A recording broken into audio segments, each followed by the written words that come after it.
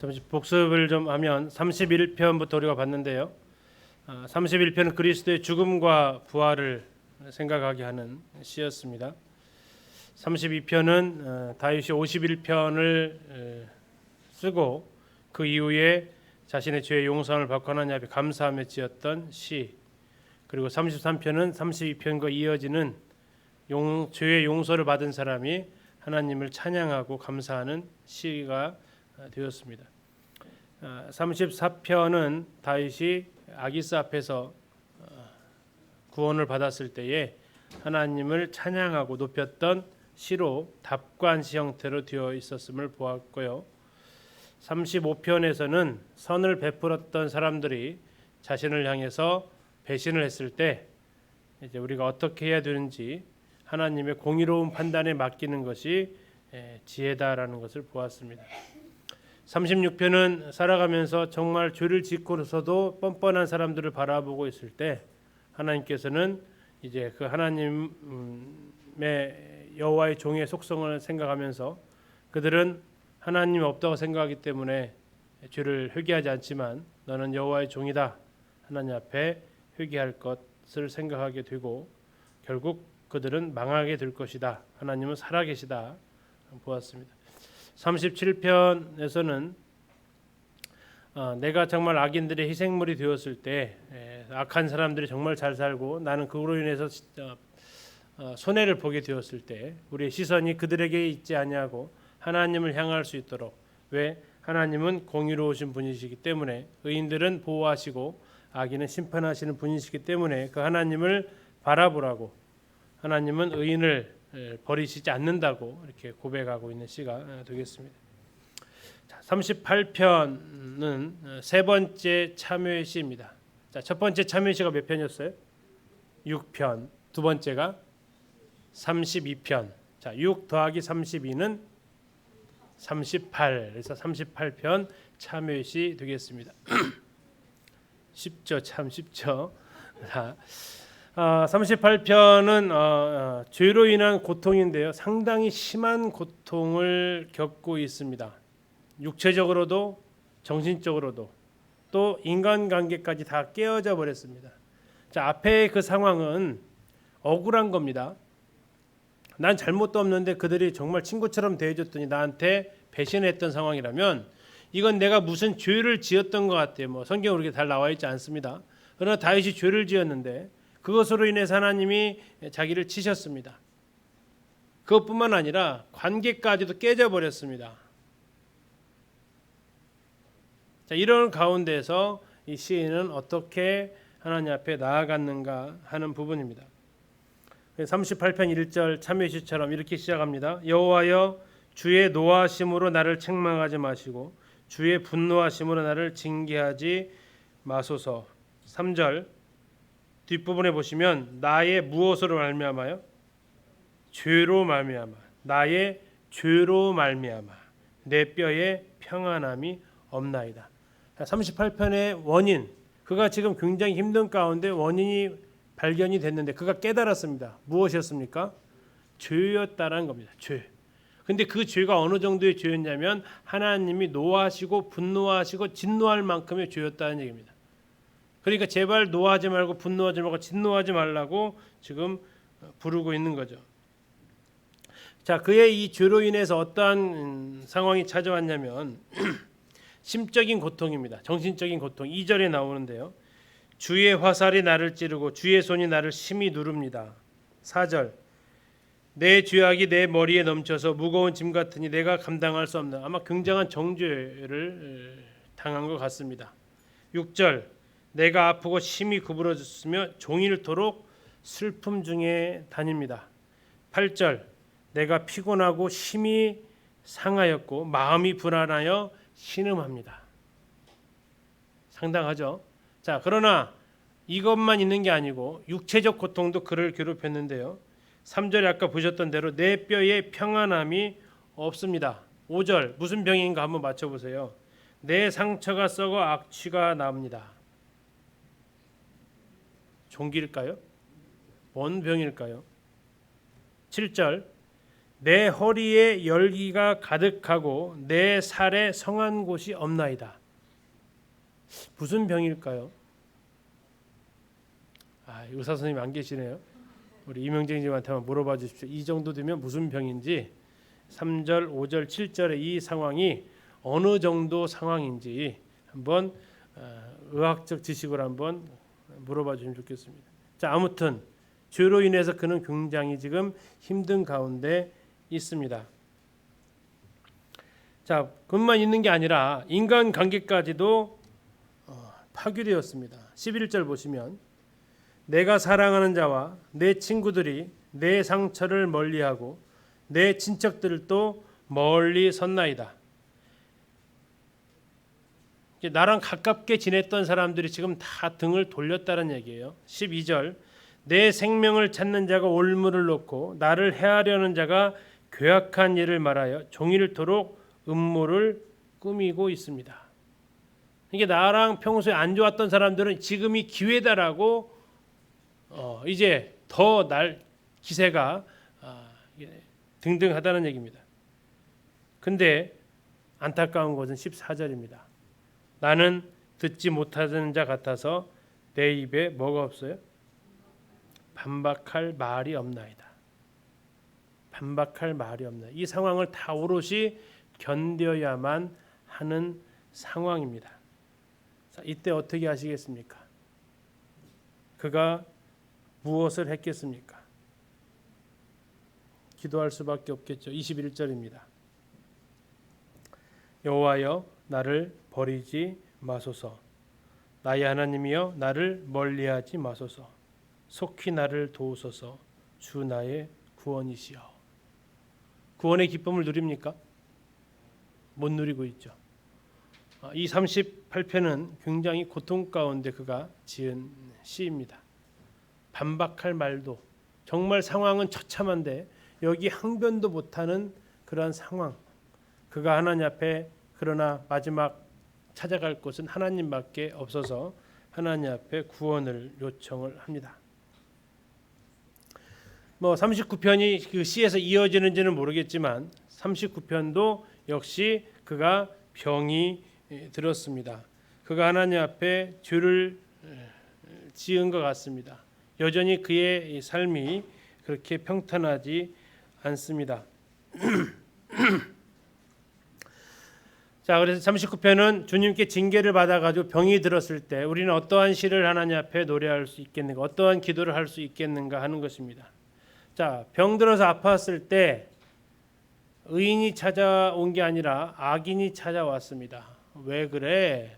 찾아왔는데 거기서 말을 어떻게 해야 돼요? 말을 조심해야 돼요. 그 상황에서 말을 조심해야 되는 상황이다 보니까 아예 말을 안 해버렸어요. 근데 마땅히 할 말도 안 해버렸어요.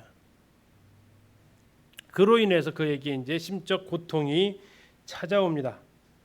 2절 내가 잠잠하여 선한 말도 하지 아니하니 나의 근심이 더 심하다라고 하는 겁니다.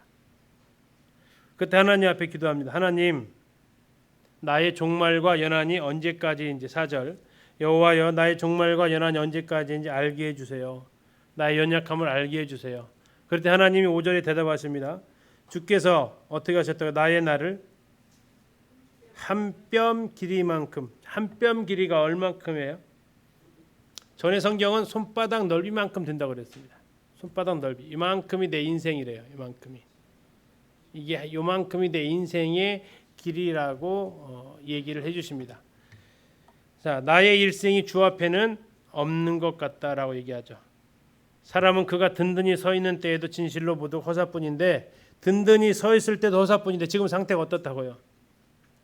하나님 앞에 죄를 져가지고 지금 상황이 별로 안 좋다고요. 자, 그래서 이제 그가 이야기합니다. 8절 보세요. 나를 어떻게 해달라고 요구합니까? 모든 죄에서 건져달라고 얘기합니다. 10절 주의 징벌을 나에게서 어떻게 해달라고요? 옮겨달라고 얘기합니다. 주의 손이 치심으로 내가 쇠망하였나이다. 이게 지금 다윗의 기도입니다. 13절 주는 나를 용서하사 내가 떠나 없어지기 전에 뭐 해달라고 기도합니까? 나의 건강을 회복시키소서. 그래서 39편의 상황이 어떤 상황이라고요? 주님 앞에 8절에서 보니까 죄를 지었던 상황이고 그 죄로 인해서 13절에 보니까 건강이 악화되었던 상황이고 그 악화되었던 상황 가운데서 그에게 찾아온 사람이 1절에 보니까 누가 찾아와요? 악인이 찾아왔고 그 앞에서 정말 말조심하다고 말을 안 하다 보니까 할 말도 못하니까 나는 더 괴로움이 커졌고 자 그런 가운데서 하나님 앞에 나는 얼마큼 삽니까? 너는 손바닥만큼이야 하니까 와 정말 인생은 아무것도 아니구나라는 것을 그가 깨닫게 되고 그러면서 이제 하나님 앞에 기도하게 되는 이 내용이 39편이 되겠습니다. 자 40편은 유명한 노래가 여기에서 나오죠. 하나님의 음성을 이런 찬양 익히 아시죠? 자, 이 40편은요. 웅덩이와 수렁에서 건지셨다라고 얘기하는데 2절에서 따왔습니다. 웅덩이와 수렁에서 끌어올리셨다라고 얘기합니다. 자, 이 시편은 메시아 시편입니다. 특별히 이 시편의 내용이 히브리서 10장 5절에서 7절에 내가 아버지의 뜻을 주님의 뜻을 행하러 왔나이다라고 이야기하는 장면에서 나옵니다. 7절 보시겠습니다. 40편 7절입니다.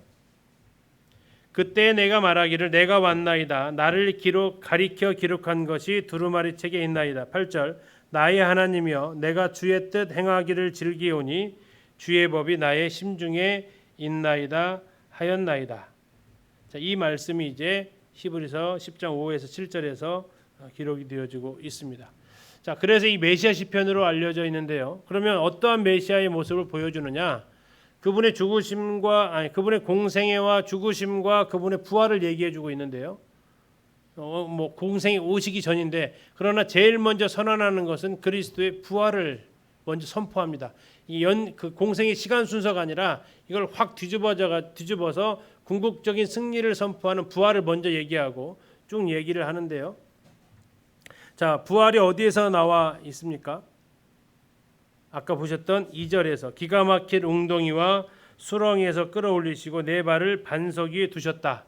자, 반석과 수렁 무슨 차이가 있습니까?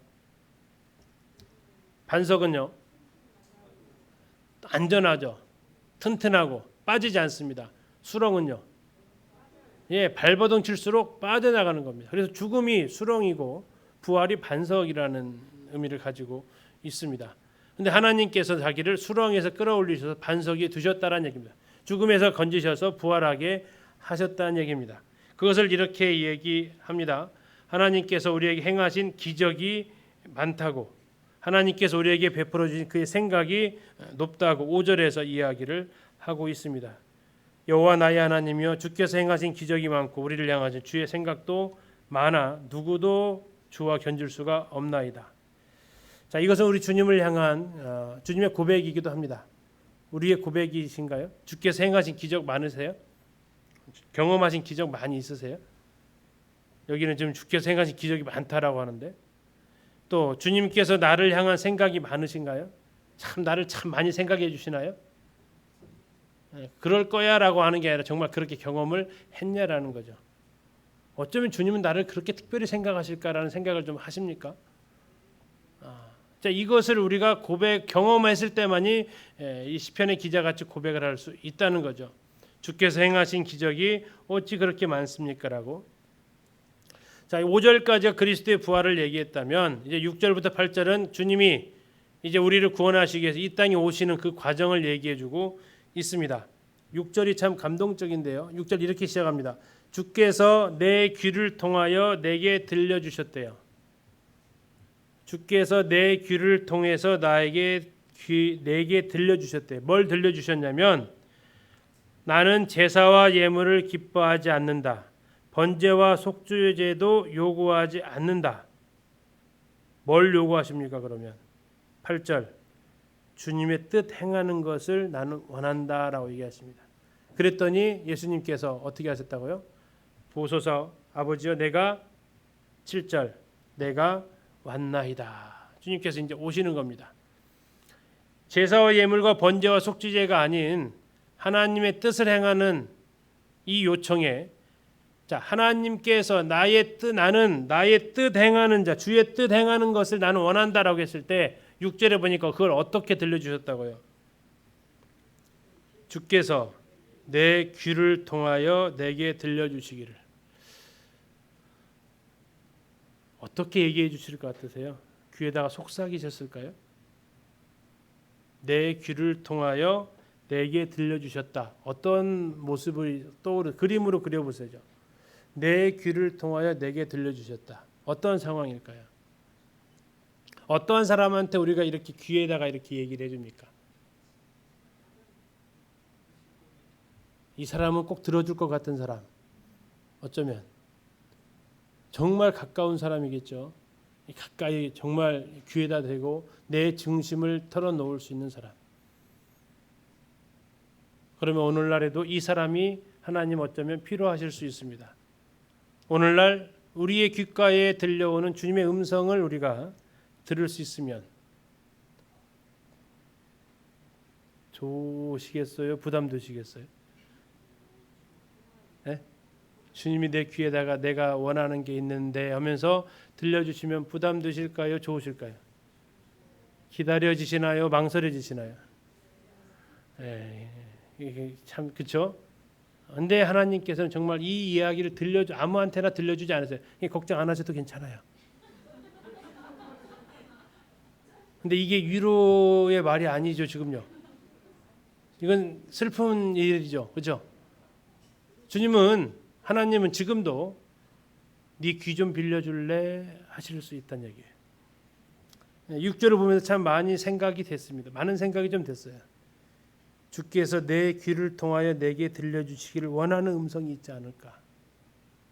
근데 그거 아무한테나 들려주지도 않고, 근데 그게 우리의 그 말을 들었을 때 너는 아니야 괜찮아 이런 말 들으면 왠지 좀 섭섭하죠. 근데 들려줄 것 같으면 왠지 좀 겁 좀 나고. 그런데 어떻게 얘기하냐면 8절에 보세요. 나의 하나님이여 내가 주의 뜻 행하기를 어떻다고요? 이겁니다. 주의 뜻 행하기를 즐기는 사람한테 들려주신다라는 거죠. 오늘날 그러면 나는 왜 내 귀를 통해서 주님의 음성을 못 듣냐면 이게 안 들리는. 자, 아무튼 이 음성을 듣고 내 귀를 통해 들려주신 그 음성을 듣고 7절에서 얘기했다는 거 아닙니까? 내가 말하기를 내가 왔나이다. 그래서 그분은 공생애의 사역을 사셨습니다. 9절부터 보시면 내가 많은 회중 가운데서 의와 기쁜 소식을 전하였습니다. 10절 내가 주의 공의를 내 심중에 숨기지 않고 주의 성실과 구원을 선포하였습니다. 이게 주님께서 이 땅에 십자가에 돌아가시기 전까지 하셨던 일이라는 것입니다. 그리고 그분의 마지막은 어떠한 것입니까? 십자가에서 그분은 죽임을 당하셨습니다. 12절 보십시오. 수많은 재앙이 나를 둘러싸고 나의 죄악이 나를 덮침으로 우러러 볼 수도 없으며 죄가 나의 머리털보다도 많음으로 내가 낙심하였음이니이다. 자, 이 사람이 지고 있는 이 죄는 누구의 죄입니까? 이 메시아가 지고 있는 이 죄는 누구의 죄입니까? 나의 죄입니다. 그걸 어떻게 알 수 있어요? 이 주의 뜻 8절에서 주의 뜻 행하기를 즐기는 사람, 하나님의 귀의 음성을 들은 사람이 자기 죄악 때문에 괴로워하겠습니까? 아니란 얘기예요. 그러면 이 사람이 지고 있는 이 죄의 짐, 머리털보다도 많음으로 낙심할 수밖에 없도록 짓누르는 그 죄의 짐의 무게는 누구의 짐의 무게였다는 겁니까? 이게 바로 나의 죄의 짐의 무게였습니다. 그분은 나의 죄의 짐을 지시고 십자가에서 죽으셨습니다. 15절 나를 향하여 하하 하며 조소하는 자들이, 주님은 십자가에서 그러한 조소를 당하셨습니다. 17절 나는 가난하고 궁핍하오나 주께서는 나를 생각하시오니 주는 나의 도움이시오 나를 건지시는 이시라. 나의 하나님이여 지체하지 마소서. 네, 그렇습니다. 주님께서 이렇게 부활하셨지만 그분은 하나님의 뜻을 행하러 오셨고 하나님의 음성을 전하셨고 십자가에서 우리의 죄를 지시고 돌아가셨습니다. 자, 그 말씀을 생각하면 하나님의 음성을 듣고자 기도하면이 조금 달리 들립니다. 그냥 단순히 하나님 말씀을 듣고 싶어요 하는 기도가 아닙니다.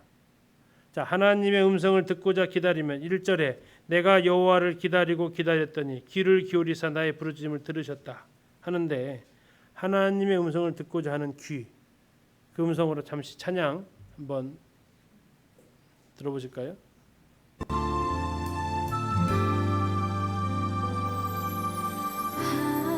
하나님의 음성을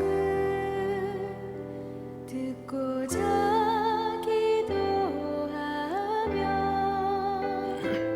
귀를 기울이시고 내 기도를 들어주신다네. 깊은 웅덩이와 수렁에서 끌어주시고 나의 발을 반석 위에 세우시사 나를 든든히 하셨네. 새 노래로 부르자 랄라라 하나님께 올리 찬송을 새 노래로 부르자 하나님 사랑을. 예, 40편 보시면서 주님이 우리를 향해서 하나님 뜻을 행하러 오셨고 내 모든 죄짐을 지시고 죽으셨다가 기가 막힐 웅덩이와 수렁에서 하나님이 건져주심으로 부활하신 우리 주님을 생각하게 됩니다. 자, 41편입니다. 1권의 마지막 시입니다. 마지막 시의 내용도 처참합니다. 어느 정도로 처참하냐면 또 배신당합니다. 어떤 사람에게 배신당하냐면 친구에게 배신을 당합니다. 41편 9절을 보실까요? 41편 9절 내가 신뢰하여 내 떡을 나눠 먹던 나의 가까운 친구도 나를 대적하여 그의 발꿈치를 들었나이다. 자, 발꿈치를 들었다가 무슨 뜻이에요? 배반했다라는 것입니다. 우리나라는 이게 좀 바뀌어서 왔어요. 고무신을 거꾸로 신는다 뭐 이렇게. 자, 발꿈치를 들었다라는 것이 이제 배반했다라는 뜻입니다. 근데 그 친구가 어떤 친구라고요? 내가 신뢰하던 친구였어요. 신뢰하는데 어떤 정도로 신뢰하냐면 나랑 함께 떡을 나눠 먹던 친구라는 얘기예요. 자, 음식을 나눈다라는 것은 보통 사이가 아닙니다. 예, 함께 정말 모든 것을 함께 했던 그 친구가 나를 대적해서 대적할 뿐만 아니라 나를 배신까지 했던 상황입니다. 근데 이 상황이 어떠한 상황이었냐면 엎친 데 덮친 격으로 그의 상태가 어떤 상황이었다고요? 아플 때였다라는 겁니다. 건강할 때도 정상적일 때도 누군가 배반하면 아프고 힘듭니다. 4절 보시겠습니다. 내가 말하기를 여호와여 내게 은혜를 베푸소서 내가 주께 범죄하여 싸우니 뭐라고 했습니까? 나를 고치소서. 고쳐달라는 얘기는 다시 말하면 뭡니까? 지금 내가 병들었다라는 얘기입니다. 지금 내가 병들었을 때에 근데 내가 병든 이유가 뭐라고 나옵니까? 왜 병이 들었다고요? 내가 주께 범죄했기 때문에 병이 들었대요. 자, 주께 범죄함으로 병이 들었는데 그 순간에 가까운 친구가 나를 대적하고 발꿈치를 들어서 배반했습니다. 자, 이것만 있으면 괜찮습니다. 근데 여기에 또 하나 설상가상 또 찾아오는 것이 뭡니까? 그의 원수가 있었습니다. 5절 보십시오. 나의 원수가 내게 대하여 악담하기를, 얼마나 큰 악담인가 한번 보십시오. 그가 어느 때나 죽고 그의 이름이 언제나 없어질까. 지금 와가지고 나의 원수된 사람들 뭐라고 지금 얘기한다고요? 저건 언제 죽어 저거. 다시 말하면 이 시편 기자의 상태가 어느 상태라는 얘기입니까? 고쳐달라는 상태가 그냥 살짝 아픈 상태가 아니고 오늘 내일 할 상태라는 얘기입니다. 그러니까 이 사람의 지금인데 이거 다윗 언제 죽지 이거 하면서 악인들은 다윗이 죽을 시간만 기다리고 있는 겁니다. 8절을 보시면 이르기를 악한 병이 그에게 들었으니 이제 그가 눕고 다시 일어나지 못하리라. 다윗의 악한 자들이 다윗한테 얘기하는 겁니다. 뭐 한다고요? 너는 이제 마지막이야. 너는 다시는 회복 안 돼. 너는 지금 악한 병이라는 얘기는 무슨 병이라는 얘기예요? 중병에 걸렸다는 얘기예요. 중병. 자, 이 상황이 좀 이해 가십니까? 이 상황을 알고 읽으시면 시편이 달리 보인다니까요. 어떤 상황이라고요? 하나님 앞에 죄를 지었어요. 그래서 병이 들었어요. 자, 그때 악인들은 어떻게 해요? 언제 죽나? 언제 죽나?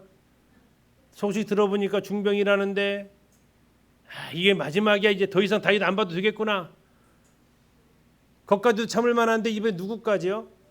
친한 친구까지도 함께 음식을 나누던 그 사람까지도 나를 대적하고 악한 자 편에 서고 나에게 등을 돌려버렸다고요. 자, 이럴 때 어떻게 하시겠어요? 이럴 때 어떻게 하세요? 하나님 앞에 기도해야죠. 근데 다윗은 이렇게 얘기합니다. 1절 보세요. 가난한 자를 보살피는 자에게 복이 있으며 재앙의 날에 여호와께서 그를 건지시리로다. 자, 이게 누구일까요? 가난한 자를 보살피는 자. 다윗 자기를 얘기를 해요. 나는 가난하다는 뜻은 뭐냐면 경제적 가난이 아니고요. 이 시의 흐름으로 봤을 때 중병 걸린 사람이 병에 걸렸을 때의 상황이에요. 이 가난하다는 표현 자체가. 이 병에 걸린 사람들을 자기는 뭐 했다고요? 보살펴 줬다는 얘기예요. 그런데 지금 자기가 병에 걸렸는데 자기는 지금 어떻게 했다는 얘기예요? 예, 엄청난 비난을, 엄청난 배신을 그가 당했다라는 겁니다. 자, 그런 가운데서 이제 하나님 앞에 이 상황을 다 아뢰는 겁니다. 10절 보십시오. 그러하오나 주 여호와여 내게 은혜를 베푸시고 나를 일으키사 내가 그들에게 보응하게 하로써 이로써 내 원수가 나를 이기지 못하오니 주께서 나를 기뻐하시는 줄을 내가 알았나이다. 다시 말하면 이제 좀 건강을 회복시켜 달라고 이야기합니다. 이것을 봤을 때 4절에 나와 있는 주께 범죄했다라는 것은 아주 손가락질 당할 정도의 악을 행한 것 같지는 않습니다. 그러나 그 자신은 또한 여기에 대해서 병에 대한 것을 인정하면서 하나님 앞에 구합니다. 하나님이 나를 기뻐하시는 줄을 내가 알았습니다. 하나님이 기뻐하는데 병을 줘요? 맞아요, 공식이요? 하나님이 기뻐하는 사람이 죄를 지으면 병을 줘요? 맞아요? 맞아요, 안 맞아요? 맞기도 하고 안 맞기도 하시는 것 같은데 다윗은 알았대요. 뭘 알았다냐면 여기에서 나를 일으키실 것, 그리고 나를 여기에서 그를 통해서 하나님 나를 기뻐하시는구나. 예, 병 들었을 때 징계가 히브리서에서 말하죠. 징계가 아들에게 있어요, 없어요? 있다라는 거죠. 징계를 한다는 얘기예요. 그러나 그걸 통해서 하나님은 징계를 통해서 그를 엎드려지는 게 아니라 회복시키시는 거죠. 그래서 그걸 통해서 뭐라 합니까? 주께서 사랑하시는 자는 근실히 징계하신다는 것을 안다는 얘기죠. 다윗이 그럼 이 고백을 지금 합니다. 주께서 나를 기뻐하시는 줄을 내가 알았나이다. 예, 징계 당하는 그 순간에는 아픕니다. 그러나 그것을 회복시키시면서 하나님은 다윗을 붙드십니다. 그러면서 이제 13절 마지막은 이렇게 얘기하죠. 이스라엘의 하나님 여호와를 영원부터 영원까지 송축할지로다. 아멘 아멘. 1권이 끝납니다. 그리고 바로 이어서 몇 권이 나와요? 2권 하고 이렇게 나오게 됩니다. 이건 잠시 하고 좀 마무리하겠습니다. 이 권의 특징은 31개의 시로 되어져 있습니다. 31개. 시인이 4명입니다. 고라, 자손, 아삽, 다윗, 솔로몬이 지었습니다. 자, 탄식시의 비율이 이렇게 많습니다. 아직은 상반기죠. 1, 2, 3, 4, 5권 중에서 앞에는 탄식시가 더 많다고 말씀을 드렸습니다. 자, 고라의 시 중에서 오늘 아마 44편까지 정도 볼 것 같은데요. 3개의 시가 탄식시입니다. 자, 그다음에 이 또 하나의 이 권의 특징은 엘로힘 시편, 여호와 시편하고 엘로힘 시편이 있다고 했는데 이따 잠시 보겠습니다. 엘로힘 시편이 등장하고 있다라는 얘기입니다. 특히 이 엘로힘 시편이 이 권에 집중되어져 있고요. 엘로힘은 능력, 여호와는 관계, 관계, 나와의 관계. 그래서 능력 있는 사람이 나랑 관계가 안 되면 아무 도움 안 된다 이렇게 말씀을 전해 드렸었죠. 자, 두 번째 이 권의 특징은 왕의 역할을 강조합니다. 왕.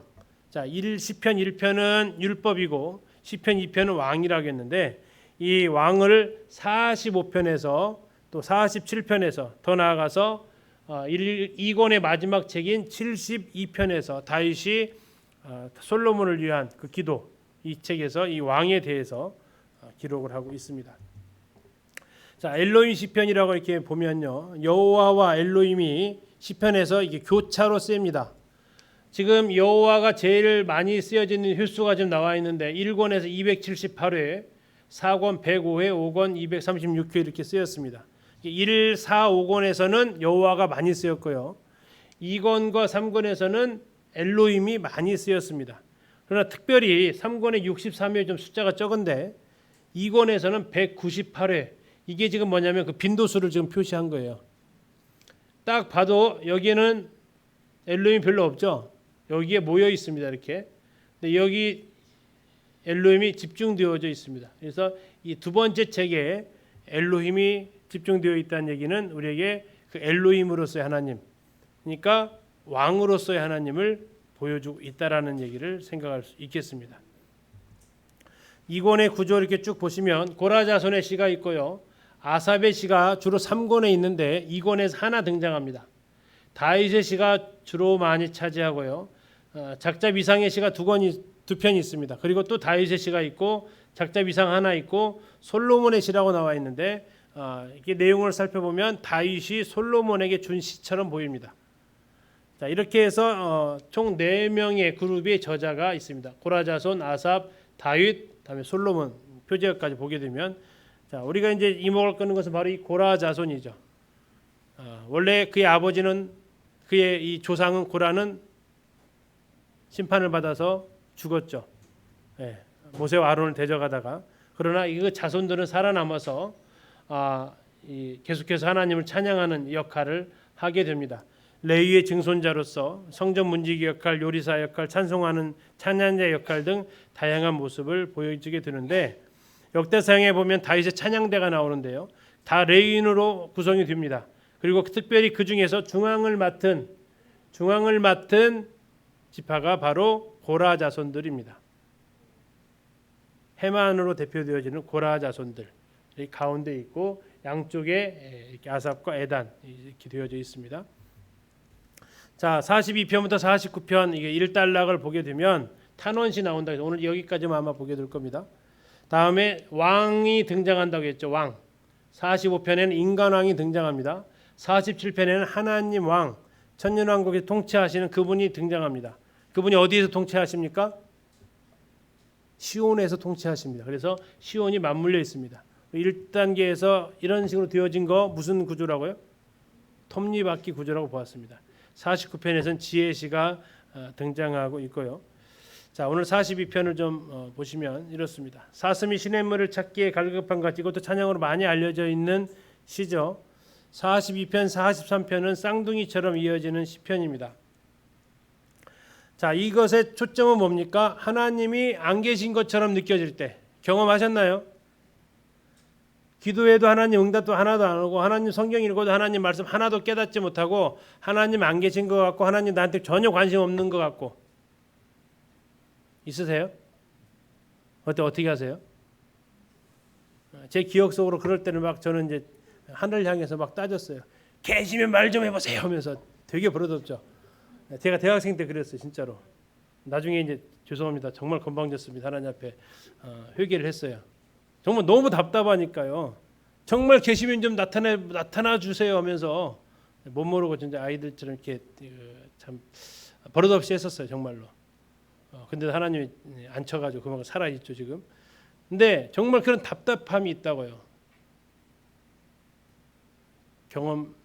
공감들 별로 안 하시는 것 같은데 42편이 잘 공감이 안 가실 텐데 그러면 저는 42편, 43편이 굉장히 공감이 많이 가요. 하나님이 안 계신 것처럼 숨으신 것처럼 느껴질 때 우리는 어떻게 하는가라는 겁니다.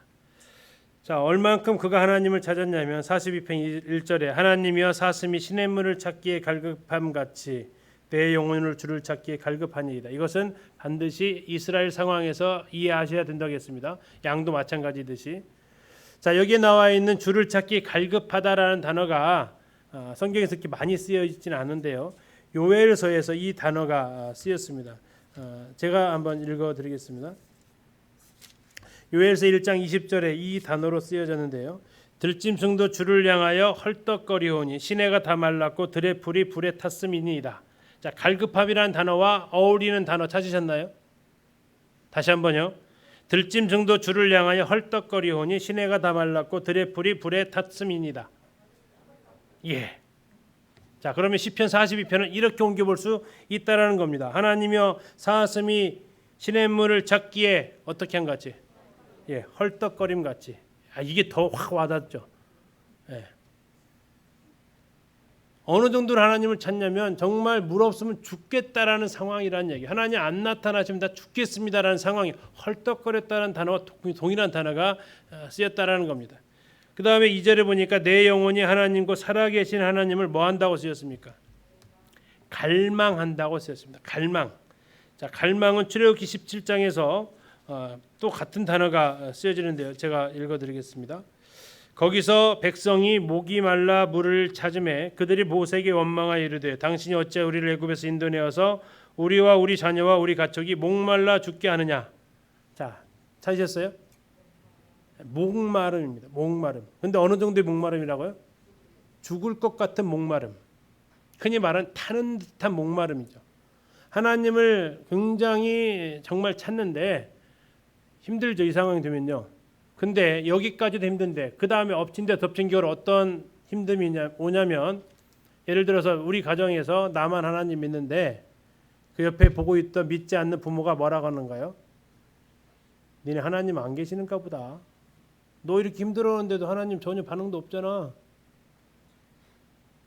이런 비난이 조롱이 찾아오면요. 네, 정말 미치는 거죠. 어떻게 그가 미치는 이 표현을 뭐라고 합니까?